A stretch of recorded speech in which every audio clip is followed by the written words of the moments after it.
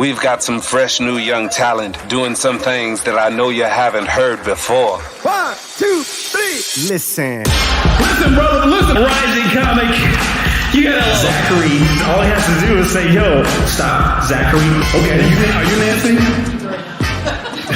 You say, yo, you already know?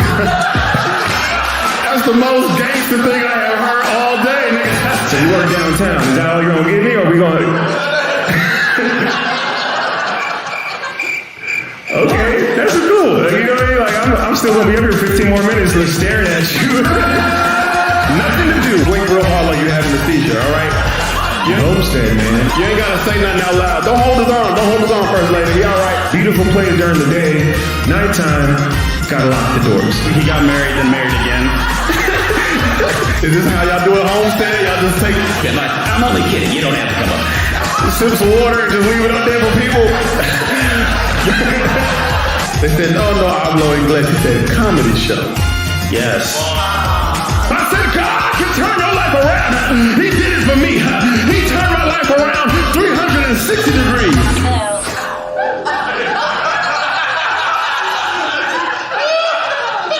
Okay, some of y'all need to go back to math class. Y'all like, what's the problem with that?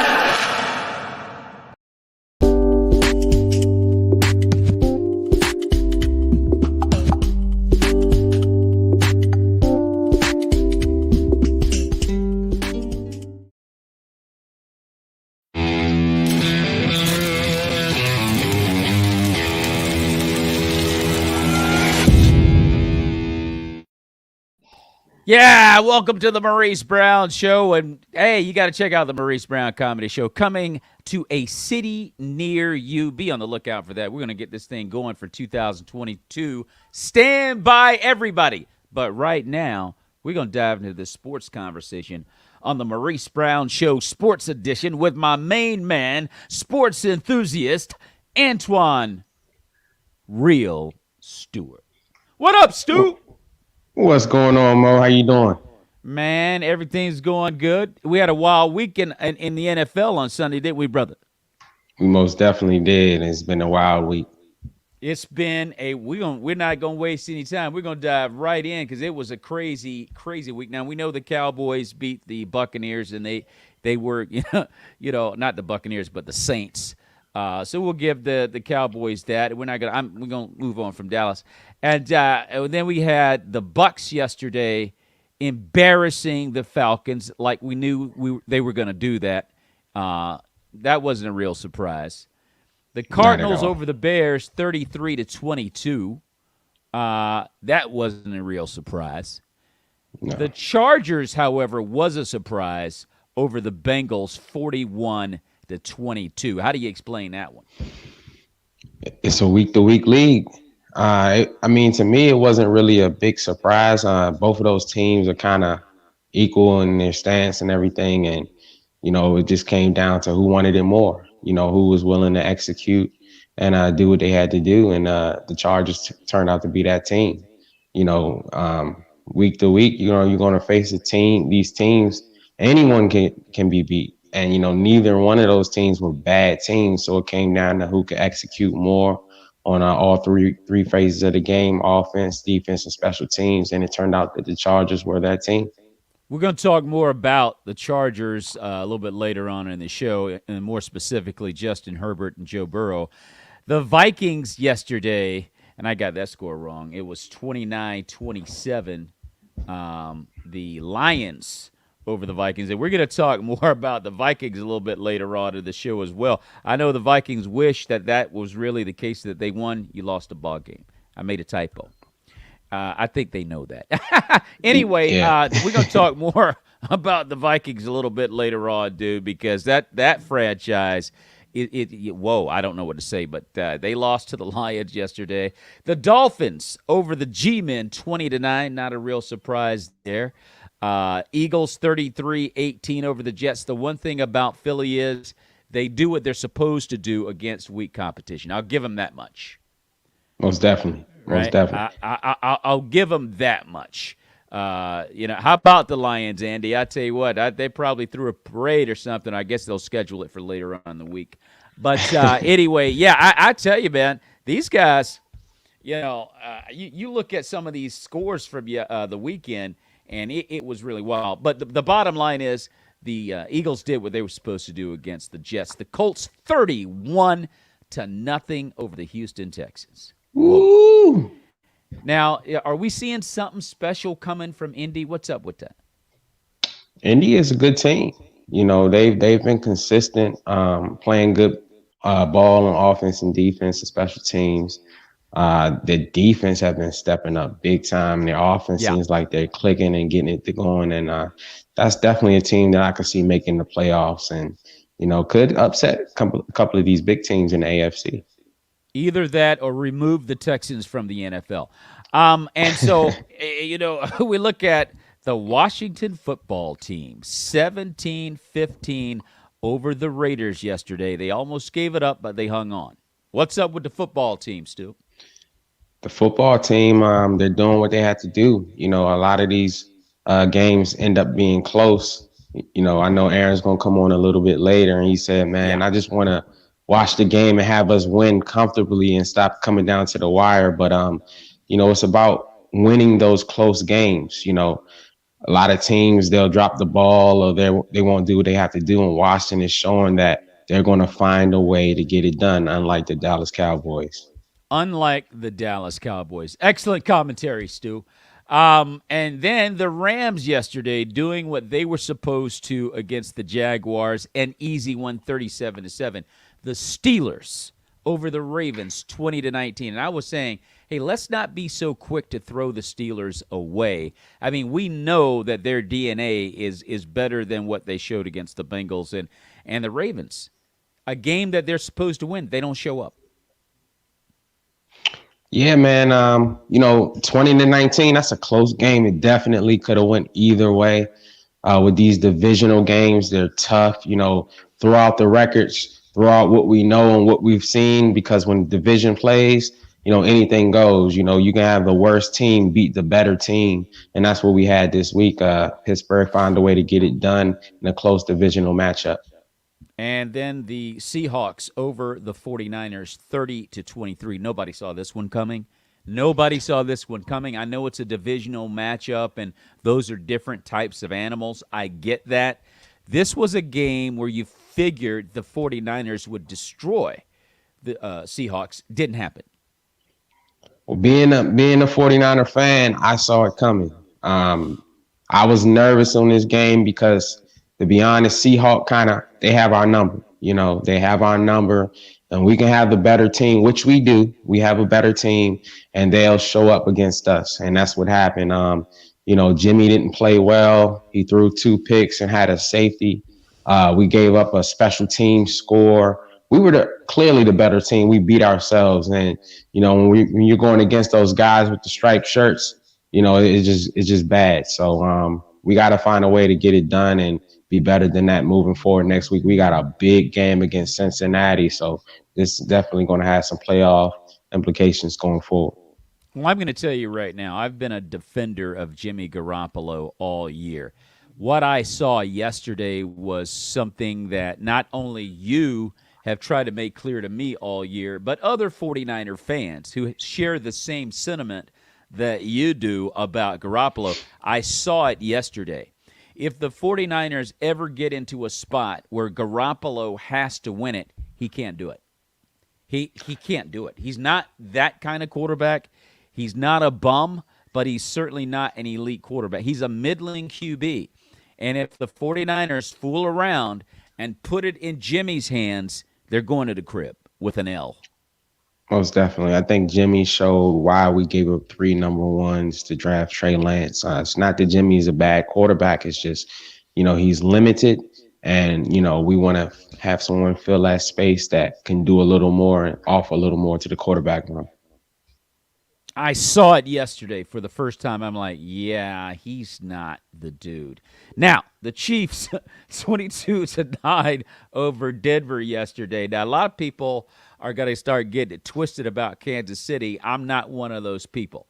They beat a poor team at their place. And by the way, it wasn't, to me, as convincing as the final score indicates.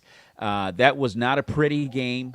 And because they did win and now they're 8-4, people want to crown the Chiefs again. I'm not one of those people. What you got?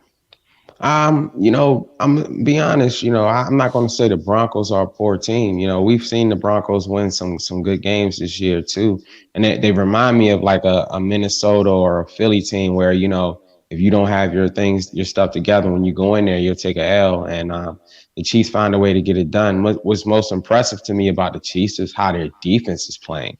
We all expect the Patrick Mahomes show to him to go and air it out and do his thing. But the Chiefs defense has been stepping up, and they look like they're getting ready for the playoffs. They look like they're getting in final form, and that's what I'm paying attention to. I have a prediction for you. Mm-hmm. I got another prediction.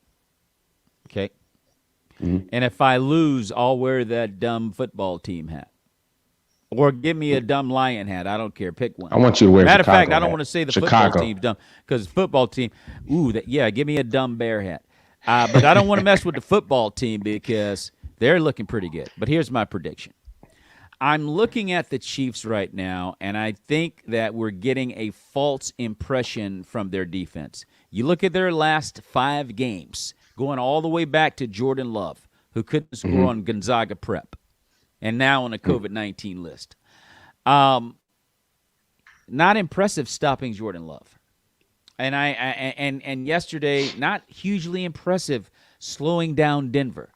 The last 5 games they've played was against average to lesser competition. But I want to see them do that against Cincinnati and San Diego and Baltimore, Buffalo, New England.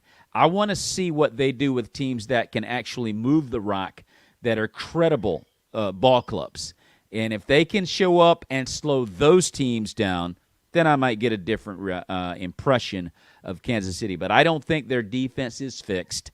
I don't think they have a championship defense, and I just don't think they do. But a lot of people are crowning the Chiefs again at 8-4. I haven't seen, and Stu, correct me if I'm wrong, I haven't seen the offense from Kansas City yet from last year. I think what we've been seeing is, each week, like a lot of other teams, they're finding a way to get it done. And we know that, the Chiefs don't have a top 5 defense, but their defense has been stepping up and making plays when they have to.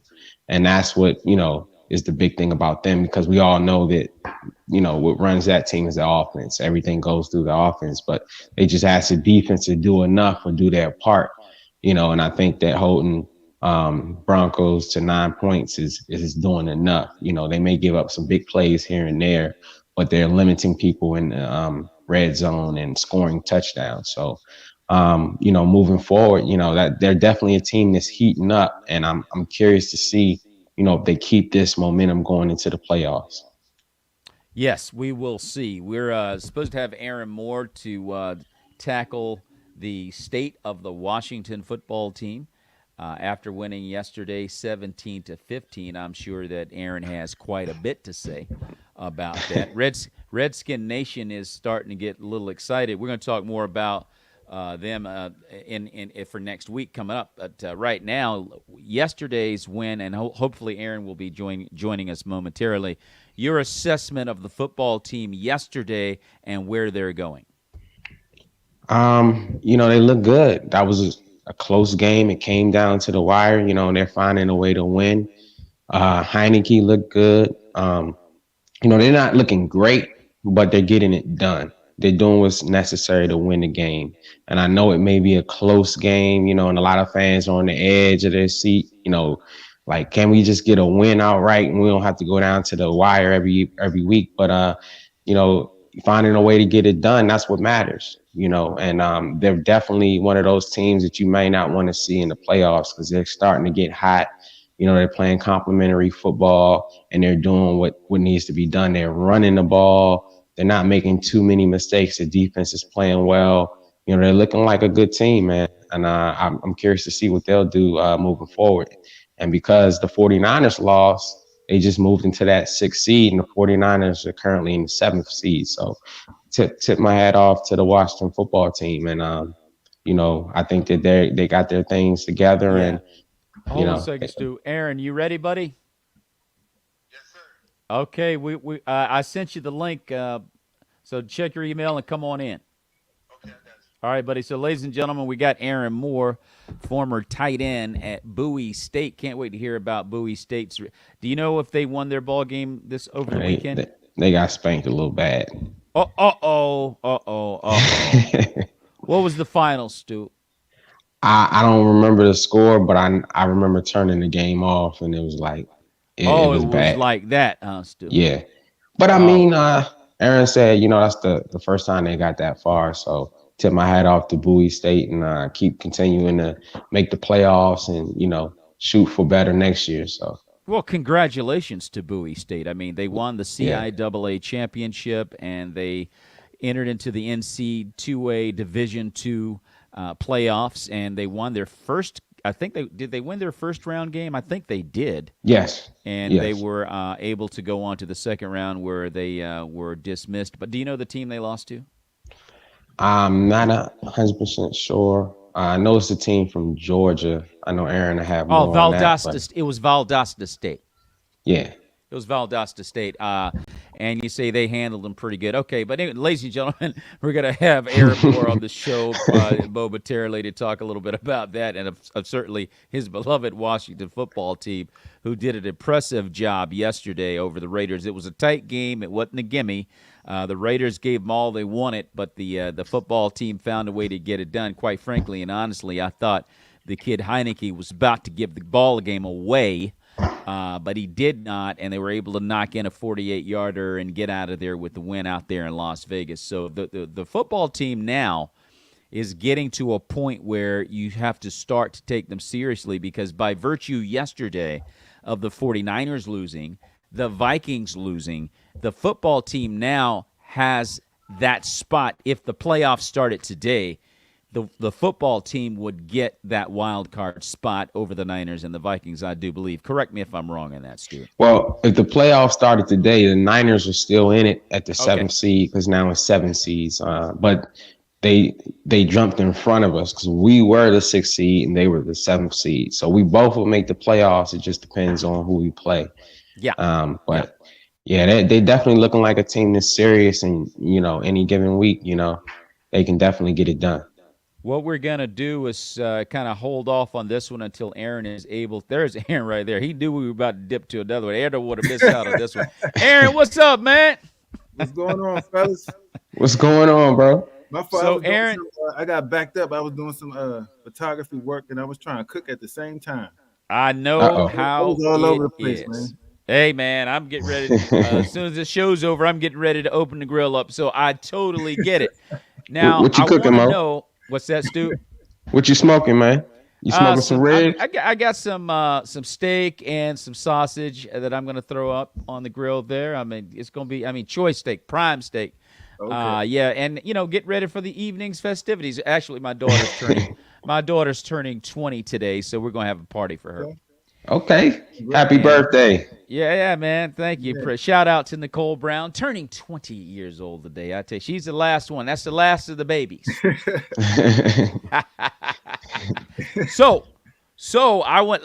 Let's talk about this football team. Impressive win yesterday, Aaron. I thought Heineke was about to give it away, but you hung on and got that W. He had a couple close calls there. Yeah. Especially at the end, but we hung on. We got the win. Shout out to the defense, man. The defense played lights out. Yeah. The defense played at a unit. We played lights out. Sometimes we gave up a lot of yards, but we didn't break. And Heineke, he did enough again. He did enough. He did enough. Mm-hmm. He did enough. I'm telling you, and I'd love to hear your response to this. As I'm watching the game, I'm looking at Heineke, and he was having another one of those 50-50 ball days. Mm-hmm. And sometimes it just looks beautiful, and other times, it's the bizarro Mona Lisa. Like, what is that? And you know what I've said. So it was like, yo, Heineke, what are you doing? But he was up, down, up, down, up, down. And again, it was good enough for the Redskins to get the W. And Stu, to your point, actually, Aaron, you just said it, but Stu, you did mention it earlier. Their defense is really stepping their game up. This is the calling card that everyone hyped at the beginning of the year. the defense. Mm-hmm. And I said it all along. Well, first let me get back to Heineke. Okay. He for some reason he throws the ball high. What his mechanics is off. And I believe that it's because a lot of times he throws off his back foot. Yeah. If you notice it, and the ball would sell on him. It will. Yeah. It would sell on him, and then he almost got in trouble a couple times for that. But if he just takes his time and calm down, and he really focus on his technique and really get that ball out, it's going to hit the net. You see on the touchdown, the first touchdown that we threw, the ball was high. Yeah. The receivers made a great catch, one hand catch, brought it in, but the ball was still high. He has to work on that because it's going to be some point where it's going to cost him. It will. It will, and he will hang his receivers out to dry because they'll go get the ball. I mean, you got to give the Redskin receivers a lot of credit. They will go get that rock. And I will, but a receiver is only going to accept that so many times. Yeah, I believe you. Me a couple times. At the first few times, you give the look. You give that look like, the next couple of times you're gonna say a couple words, a couple words. Yeah. But overall, the most important thing is we got the win. And the defense is coming together. And I've said this as soon as the schedule came out, I've said this. I said the first half of the schedule is to get us ready for the back half of the season.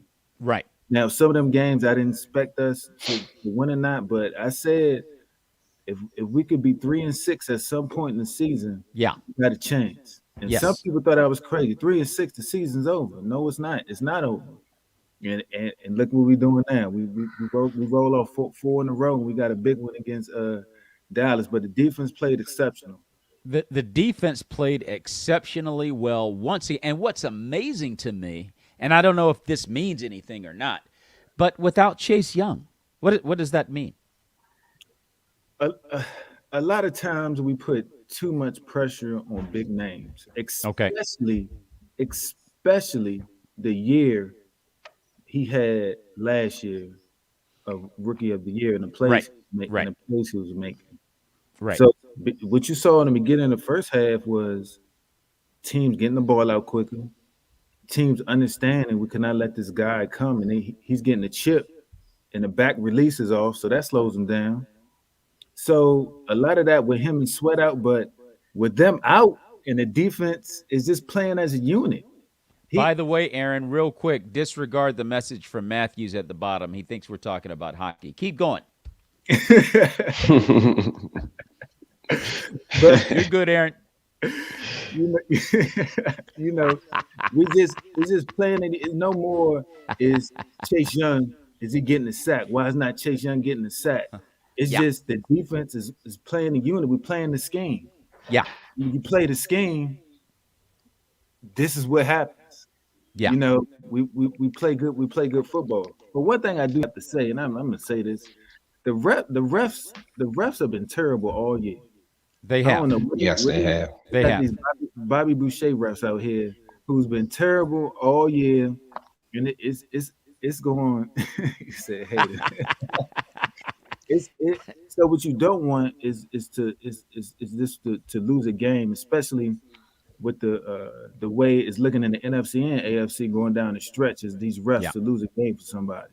Yeah, the referees have not done a good job this year for whatever reason. I don't know if it's because the eye in the sky, looking over every call, judging whether or not they got it right or not. I don't know if sometimes I don't even know if instant replay is doing what it's supposed to do, and it affects the refs a lot of times. Not you can't defend them. You got to get it. You got to get it right, and you got the guys in the booth looking at you. You got to get these calls right. So, you're right. I mean, this has not been a good year for the refs, but I will say the Washington football team, we're going to talk about this a little bit later on in the show about the big matchup they got coming up next week. Mm-hmm. The Washington football team right now, they have placed themselves in a solid position. If the playoffs were to start today, they're in like Flynn. Mm-hmm. And a team I said last week, you don't want to see in the first round. You don't. You do You not don't want to see them. see this team because this team is playing fearless right now. Yeah. We don't allow big plays to get us down. If we're down, we don't allow that to get into our heads. We just keep playing. And that's the mindset of Ron Rivera. We're playing like Riverboat Ron. We just keep on grinding, keep on grinding, keep on going. And basically the message he's saying is give you a chance in the fourth quarter to win the game. That's basically all you can do is give you a chance in the fourth quarter to put yourself in a position to win the game. And they've been doing that. They've been doing that. They have definitely been doing that. And again, we're going to dive back into that topic as they get ready for the Cowboys next week. I want to ask this question. I want to go back to the Cincinnati Charger game where the Chargers kind of walked a dog, really, on the Bengals. I didn't see that coming. The question was Justin Herbert or Joe Burrows. Who would you rather have on your ball club? I was a Joe Burrow fan. But Justin Herbert walked a dog on these guys yesterday. And so I guess my question is, what did we learn about Justin Herbert and Joe Burrow yesterday, if anything at all? You go. For me, you can go ahead, bro. No, you go ahead. You go first. For me, I mean, I didn't learn too much. When you look at it from a stat standpoint, they both were efficient. What stood out is that, the Chargers were more efficient with the time they had because even Cincinnati controlled the time of possession. They controlled the time of possession. The quarterbacks had similar stats. A lot of turnovers in that game and stuff like that on both sides. But, the Chargers were just a little bit more efficient and they scored quicker than Cincinnati did. And it came down to that. Now, I think that big play with Jamal Chase, he gave up that pick, and that was kind of like a big turnaround that happened. And both are great teams, and like what Washington has been continually to do is you gotta find a way to win, even if it's that close game, that nail biter game. Somebody got to step up and make a play when a play is needed to be made. And the Chargers turned out to be that team. But, like I always say, it's a week-to-week league. It's not about this week is over. Can you do it next week? Will you bring the same intensity next week? Because you're going to have a brand new team there. And it could be the Jacksonville Jaguars. It could be the Tennessee Titans. It could be anybody. But that team is going to try to beat you. And if you say, oh, well, we had a great game last week and we should be good against Jacksonville, and then you go in there and lay an egg, look at what happened in Detroit. It's a week-to-week league, and it's the NFL for a reason. All of these teams can beat each other. You got to stay consistent. Aaron, what do you got, bro? What did I learn about Justin Herbert, and Joe Burrow? Nothing. I'm gonna tell you why. Okay. They are the same as that quarterback they were before the game, and I tell you this: before the year, well, Justin Herbert's been up and down. He has. I think Joe Burrow has been a little bit more consistent throughout the year. Yeah. In my book, if I had to start a franchise, I would pick Joe Burrow. I would as well. I would as well. With no hesitation. Just because Justin Herbert is just not as consistent as I would like as my supposedly franchise quarterback to be. But to me, nothing. It's like Stewart says, a week-to-week league. Next week, Cincinnati could look like the AFC champs again. Yeah. They could. Cincinnati could look like next week. But they're not next week because they play the 49ers next week. Well, I'll say this as we go into our next subject or topic, the AFC top 5. I'm going to tell you right now, and I like what you said, Aaron. I can't figure the AFC out. I mean, the Chargers are up and down. One week they look like world beaters. The next week they make so many mistakes they couldn't beat Gonzaga Prep, and it's just up, down. And then Burrow, he's consistent, but the Bengals as a team are not consistent. And so you don't really know how to read, a lot of teams in the AFC. So with all of that being said, who's your top 5 in the AFC, Stu? All right, AFC top 5. Can I get a drum roll? There you go. All right. Number 1, we got the New England Patriots sitting at 8-4. They worked their way up. Number 2, we got the Chiefs who worked their way up at 8-4. They've been being consistent lately. Number 3, Ravens dropped to the number 3 spot at 8-4. Okay. Number 4, we got the Bills. They got a big game tonight.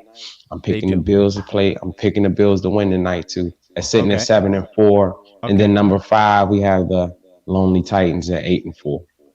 Titans at 8-4. Their record, by virtue of their record alone, allows them to be in the top 5. But you look at the Bengals with Joe Burrow and Justin Herbert with the Chargers. I'd like to offer this comparison because they are 2 really strong young quarterbacks. I think that Justin Herbert is going to be a future Aaron Rodgers type, and Joe Burrow is going to be a future Tom Brady type. Because Burrow is cerebral, and Herbert is athletic, and he's got a gun, but he's still learning off defenses, and he's a young quarterback. I mean, you can give him a pass at year 2 because he's still learning. But man, I see a young Aaron Rodgers and Justin Herbert. And definitely a young Tom Brady and Joe Burrow. Like, they're going to be the 2 premier quarterbacks in about 3 years in the NFL. One thing, the difference between Aaron Rodgers is that I haven't seen from Justin Herbert is Aaron Rodgers will lift a bad team up. Okay. Herbert, haven't seen that because of an inconsistent. And that you have seen when Rodgers went out, especially when he dislocated that shoulder. What happened to the Green Bay Packers? The question became, who are the Green Bay Packers? But when Aaron Rodgers is in there, that train keep on rolling. Yes, sir. That's what you're right. But that's what the greats do. That's what the greats do. Mm-hmm. And I that's a great point, Aaron. That's an excellent point. Let's switch over to the NFC. The NFC top 5, which is a completely different animal. You got several big dogs in the NFC. Who's your top 5, Stu? All right, NFC. I kept the Packers up there number 1. Okay. From last week because I don't think you guys played this week. We had a bye this week. Yep. Yeah, so I didn't give up your spot. I got the Packers at number 1 at 9-3. I got the Arizona Cardinals at number 2 at 10-2. Yeah. And the reason for that is because you guys beat them head to head. I got the Bucks at number 3 at 9-3. Yeah. I got the Rams at number 4 at 8-4. Okay. And I got the Cowboys holding on by a thread, number 5 at 8-4. Okay. That is an interest. Aaron, what do you think about his top 5? I think the Cowboys about to be out of there by next week. Yeah. Could happen. Well, it could happen. It seems like you may have missed another big dog in the NFC as I think over these teams, but actually you didn't. Those are the 5 best teams right now, I think, in the NFC, because I was almost about to put the 49ers in that class had they beaten the Seahawks, but they're not ready for that. The Vikings are not ready for that. The Saints are gone. Could have been in that group, but they're not. And so actually after that, you're looking at teams like the Washington football team with another win or 2. You may have to actually start giving them real consideration. But outside of that, really, I don't think there's any disputing your top 5. Those are the big dogs in the NFC. What about your what do you think about his top 5, Aaron? I would say this, especially the AFC is on. I mean, you can't disagree with other teams in the AFC in the top 5, but the NFC, I would say this, especially with the Cowboys in number 5, is I know we're looking at the record. Yeah. But I think this time of the year, we have to look at what teams are going up on the rise and what teams are falling. And it looked like the even though they won last week, which they should have against the Saints, but I still believe the Cowboys, the wheels are coming off. And the Washington football team is rising. Yeah. So and then it looks like right now, Washington football team is the best team in the NFC East. Well, you guys get a chance to prove it next week. They get a chance to answer that question next week. Exactly. Straight up. Get a chance to answer that question next week because I think most people are saying Philadelphia But I think that question was answered when Giants beat him. Yeah, it was. So I believe in it, and I don't think Dallas really wants to see Washington right now. I'll tell you the truth. I don't think they want to. No, and when you talk about Philadelphia, I don't even want to discuss Philadelphia any longer about a creeping team into the elite class or the playoffs or whatever. They are a poor team because the mode is already built on how to beat them. Is let the quarterback throw. Yeah, that's it. It's real is. simple. But when you get a poor team like the Jets or the Texans or the Lions, I mean, you can't force him to throw because you're too bad. But when you're dealing with it, and they destroy those kind of teams. They don't just beat them; they destroy them. The Falcons, what have you. But you put a middling to better team up against them, they will shut Jalen Hurts running out and make him beat them with his arm, and he cannot do it. He couldn't do it in college, quite frankly and honestly. What he pulled off at Oklahoma, I guess I'm going to give Lincoln Riley props for that. But I don't know that Jalen Hurts can do that on his own. So I'm not sold on Philly anymore. I'm not giving them any more props. They love to make us think that they're like a possibility because they can whip poor teams. But that being said, the NFL top 10. All right. So at the NFL top 10, we got the Packers sitting as the big dogs in number 1 at 9-3. Okay. We got the Cardinals at number 2 at 10-2. I got the Bucks at 9-3, sitting at the 3 spot. Number 4, I got the Patriots at 8-4. Okay. Number 5, I got the Chiefs at 8-4. Interesting. Okay. Number 6, I got the Rams at 8-4. Okay. Number 7, the Ravens dropped a little bit after that loss. I got the Ravens at 8-4. Yeah. Number 8, I got the Bills at 7-4. And number 9, I got the Cowboys at 8-4. Okay. And number 10, I got, just because of the record, hanging on, I got the Titans at 8-4. Yeah, I figured you were going to finish up with Tennessee. I think it becomes difficult when you're talking about, the Chiefs being, and then you got Buffalo and whatnot, and the Ravens in there. I mean, I think your first 3 are dead on. Green Bay, I think you said Arizona, and then the Bucks. They ought to be ashamed of themselves the way they beat up on the Falcons yesterday. But I tell you, man, if you look at the entire top 10, most of these teams are in the NFC. When you think about just dominant, and the AFC kind of pulls up. Because I don't know about the Chiefs. I'm not sold on Kansas City. I'm not sold on Buffalo. I don't know if New England is really like that. I don't know that the Ravens, especially after yesterday, that they're like that. And I know Tennessee ain't like that without Big Derrick Henry. And so there are a lot of question marks after the first 3. I don't know what's what. What do you think, Aaron? I like Kansas City. I think Kansas City is on it. I would flip the Patriots and Kansas. I think Kansas City should be number 4, right under the Bucks. I think that they, even though they really haven't beat that team, where you could be like, okay, the Kansas City Chiefs are back, but the way they playing look like they're playing more smoother across the board. They're not forcing it, and I think they're coming more comfortable, and they getting on that ride towards the end of the year where you want to be playing good. I don't think the Chiefs can do anything with New England or Buffalo. Their offenses will expose them. Josh Allen and Mac Jones will expose the Chiefs' defense. And quite frankly and honestly, you might even get the Ravens to expose them defensively. They've been playing a lot of poor teams. I got to see more work from Kansas City before I give them that kind of cred. But they're 8-4. They're 8-4, and you got to give them credit for that. I want to switch over now to the game of the week, which is the Washington football team versus the Dallas Cowboys. Now, there are 2 other games that you could throw in there. I could call them like game of the week 1A and 1B. and that would be the Cardinals and Rams on Monday Night Football next week. Mm-hmm. That's a heck of a matchup. Oh, yeah. And I think Buffalo has another big game next week. And I don't know if they're playing Kansas City or not. I want to say that. I don't know. I got to look at the schedule on that one. I think they're playing the Chiefs. But this game is the game because it's the Cowboys and Indians.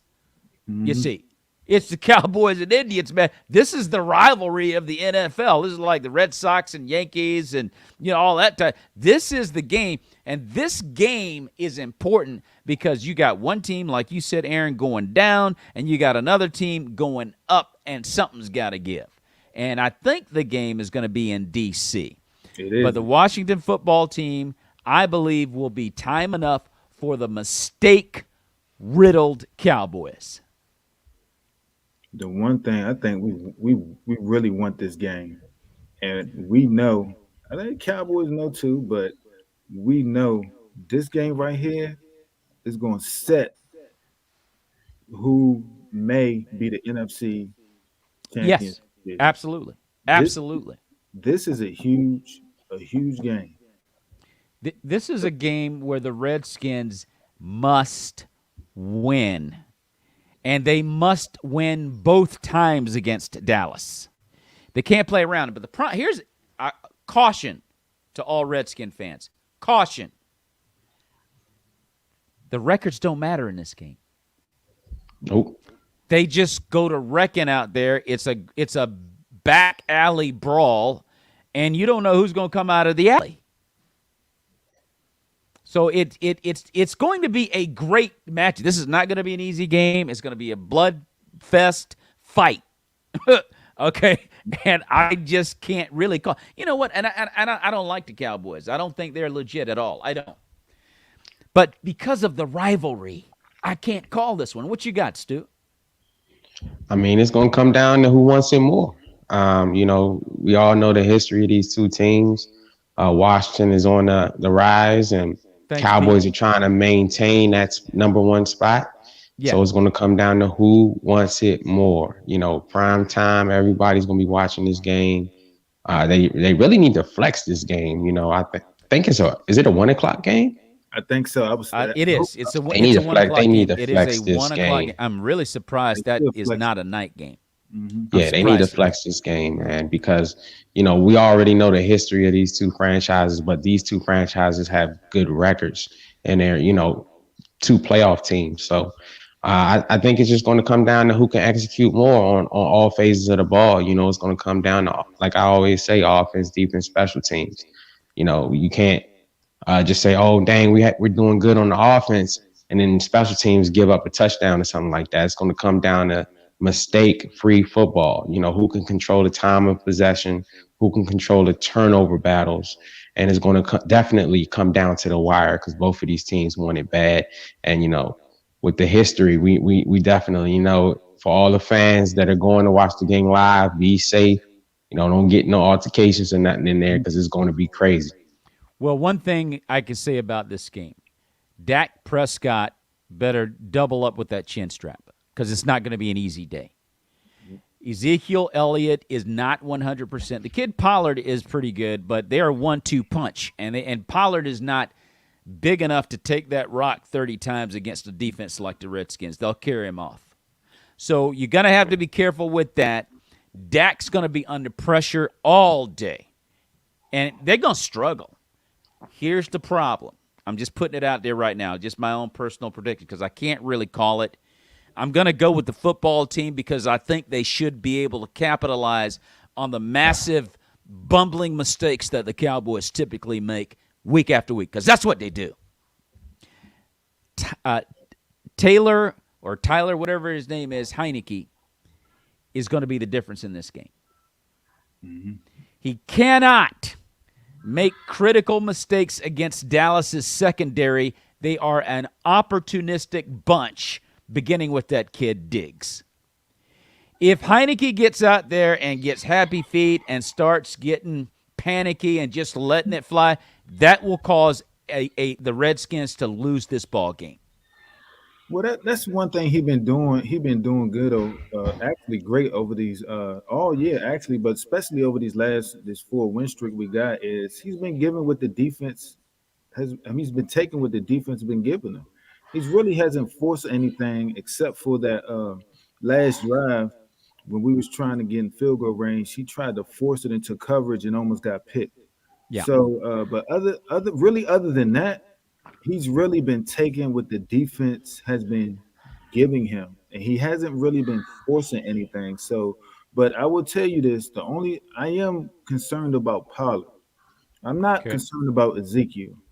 Uh, First of all, I don't believe he's 100%. No, he's not. But Pollard, he's a shifty back. He's a quick back. He hits the hole pretty fast. I say that's really my main concern about. Uh, uh, I'm not really concerned about Dak because Dak can make mistakes as well. Oh, he can. I think our DBs are ready for their two studs, especially what we did with Metcalf. I know Wilson wasn't really up to par, but I think we could hold the receivers at least to a decent day. But as long as our defense been coming to play and Heineke control, and we one thing we have been doing, we've been controlling time of possession. Yeah. We've been Yeah. dominating time of possession actually. So as long as Yeah.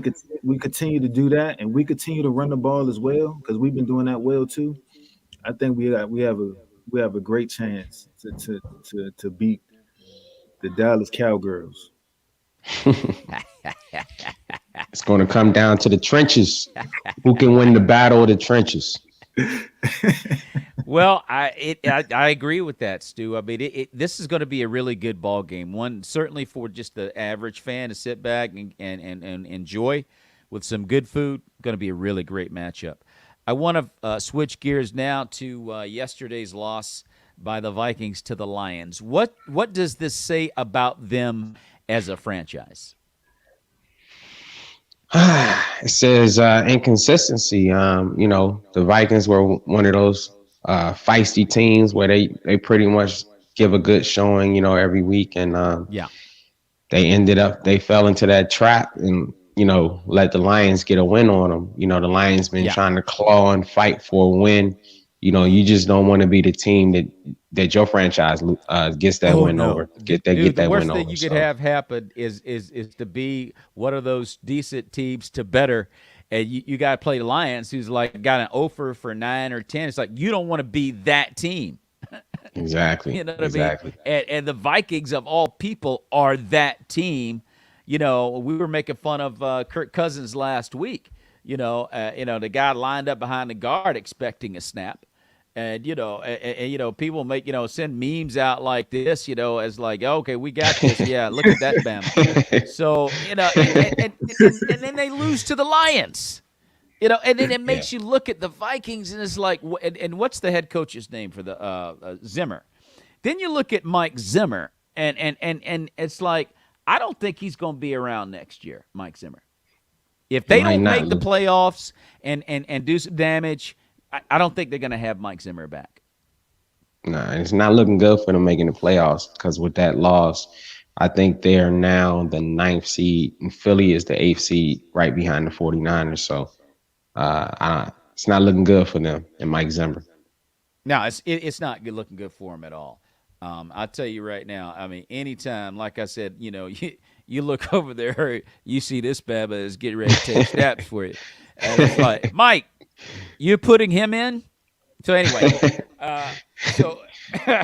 moving forward, guys. Now, tonight, we got a heck of a game on Monday Night Football, and it's Week 13's game of the week, Patriots versus Bills. What do you think about tonight, Aaron? I'm gonna stick with it. It's prime time. I believe Bill's gonna show up tonight. Okay. I believe they're gonna get it done. I believe that defense gonna step up. They have a good defense, man. They have great players on that defense. I think they're gonna step up. I think that atmosphere gonna get to them. They know they need this win. They know Patriots has been tearing up the NFL. They've been playing well, and the Bills. I think they're gonna show tonight. Stu, what you got, bro? I'm gonna agree. I'm gonna stay with my pick, and Yeah. I'm picking the Bills to win a close game. I'm interested to see uh, the type of things the coaches is going to do to try to slow down the Patriots offense and try to slow down their running game. Yeah. Because that's the big thing. If you can slow down the Patriots running game and try to make that quarterback beat you, you got a shot. Because the Patriots got a really good defense. So it's going to go down. It's going to come down to the battle of the trenches again, and see which coaching staff has the best game plan to take, for their team to execute tonight, and see who's successful at that. Well, I think that I'm going to go with New England. I picked the Patriots, and I did so because I think Bill Belichick is going to deconstruct Josh Allen tonight. Josh Allen has, to me, Josh Allen has shown that he is the weak spot of the Buffalo Bills. They got a very good defense, as you accurately stated, Stu. Very good defense, and if they come up short, it's usually a bad pass that Allen has made, or Wood. What up, Wood? We got Wood in the house. We live, Wood. But I just look at Josh Allen, and he's the weak link to the Buffalo Bills. Got a great arm, super athletic. Okay, he'll run the ball effectively. Got a cannon arm and all that stuff. His decision making when it gets hot in the kitchen, to me, is a problem. And if anybody can take advantage of that, it's Bill Belichick. But I will say this. This is a game that Buffalo has to win. Oh, yeah. Because with Tom Brady out of the conference, and everybody says it belongs to Buffalo now, if you find a way to let this out of your grasp and the Patriots still win the division, well, then the Bills Mafia, they need to get some other guys, some tougher guys in their mafia. Because said he's going with the Bills too. Yeah, I'm going with the new. Hey, what's up, Pete? I'm going with New England in this game. I just think that the Patriots are a team that takes advantage of mistakes, and Buffalo makes too many mistakes. You know, a big thing to pay attention to too, Mo? Yeah. Is that if the Bills can establish the run and take some of that pressure off their quarterback, we don't have to throw 45 times this game. Yeah. That will go down to, being this deciding factor, moving forward. If they try to air it out the whole game, it's going to be a long game for him. It's going to be a long game. It's no question.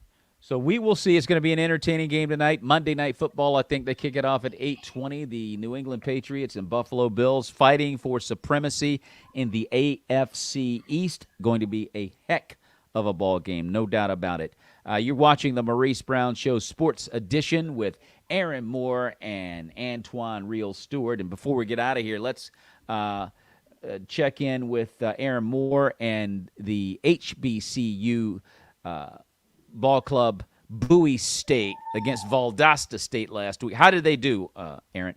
We fell short of Valdosta State.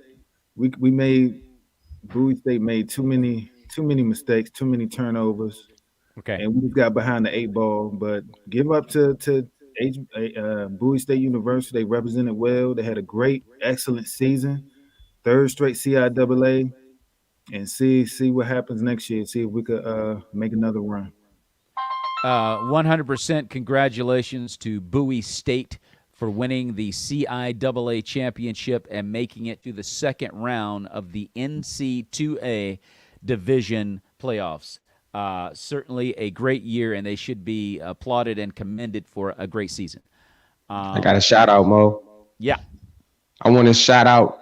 I know this is off topic, but I'm a huge boxing fan, so I want to shout out Javante Tank Davis from Baltimore for doing what he had to do Sunday night and continuing to, he's a champion, and he won a good fight last night with a broken hand, so I want to shout him out.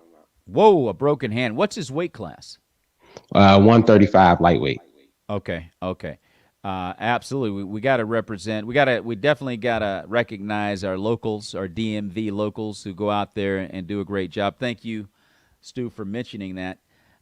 Ladies and gentlemen, if you've been watching the show and you're looking at us and you're like, you know what, those dudes are cool. I like them. They're all right. They're like that. They're smart.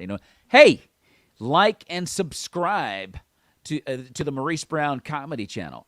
Like, share it, and any social media engine that Antoine Real Stewart and Aaron Moore are a part of. And if you're coming in at the very end and you just caught the HBCU run by Bowie State and you're like, I missed it, it's okay, because you can watch the whole thing tomorrow on the Creative Motion Network on Roku TV. You did not miss a thing. And we'll be back next week to talk more about what happened for Week 14 in the NFL. And we'll see what the Washington football team, because that's the game of the week, Week 14, the Washington football team versus the Dallas Cowboys. It is the biggest rivalry in the NFL, and arguably in all of sports. It's definitely Red Sox-Yankees time when you talk about Cowboys and Redskins. So that is going to be, especially when there's something to play for. And the NFC East is on the line. It's up for grabs. The Redskins can win the NFC East. It is a real possibility as Dallas is starting to lose control of the seem like vice grip control they had after the first 6-7 games. I think they were like 7-1 at one point. It looked like there was no way that they would ever give up the division. Well, they're in trouble now, and they better have their chin straps buckled on Sunday because the Redskins are coming. And Washington has nothing to lose. We're gonna be the underdogs already, so we have nothing to lose. No. They have absolutely nothing to lose and everything to gain. So, with that being said, ladies and gentlemen, we will see you next week on the Maurice Brown Show Sports Edition. Aaron Moore and Antoine Real Stewart. May the peace of Jesus Christ be with you and your families, brothers. God bless you. God bless.